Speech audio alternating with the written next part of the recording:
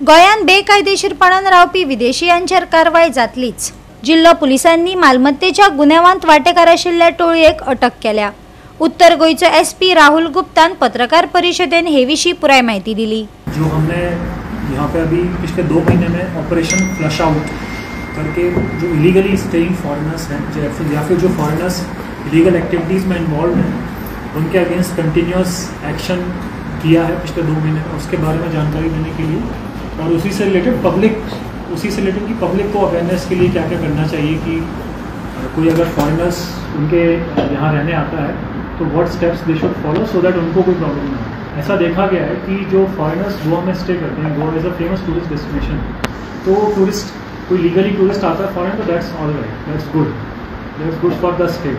But ऐसा देखा गया है कि बहुत सारे फॉरेनर्स इलीगली यहाँ पर रहते हैं, उनका वीज़ा एक्सपायर हो जाता है तब भी यहाँ पे कंटिन्यू करते रहना, या फिर वो इलीगल एक्टिविटीज़ में इन्वॉल्व होते हैं डिस्पाइट हैविंग वैलिड वीज़ा।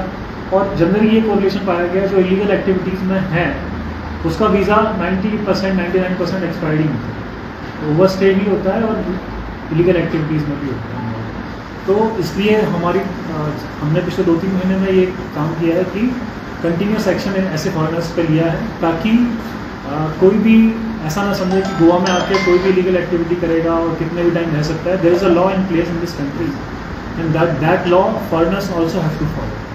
तो फॉरेनर्स के लिए अलग से लॉ बनाया गया है हमारे इंडियन पार्लियामेंट द्वारा, तो उसको फॉलो करें। तो उसी के लिए हमने कंटिन्यूस एक्शन लिया है। हमने जनवरी से लेकर जून के बीच में नॉर्थ डिस्ट्रिक्ट और क्राइम ब्रांच ने मिलकर 3 एक्शन लिए हैं, 3 तरीके से एक्शन लिए हैं।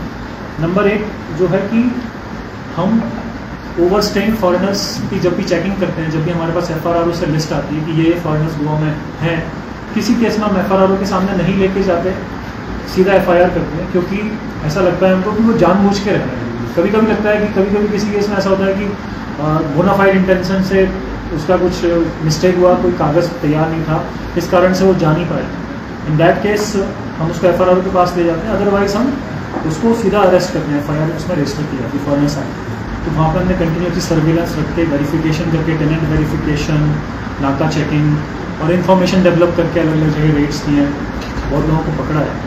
तो हमारे SDPOs और हमारे PIs का इसमें बहुत बड़ा योगदान है and district police will continue to do that and crime branch ने भी बहुत अच्छा इसमें काम किया है। ओनर्स के ऊपर भी लाइबिलिटी है कि उनको फॉर्म C भरना होता है। तो ऐसे भी नॉर्थ डिस्ट्रिक्ट में 7 केस रजिस्टर हुए हैं जिसमें ओनर्स ने फॉर्म C भर के डिटेल नहीं दिया है।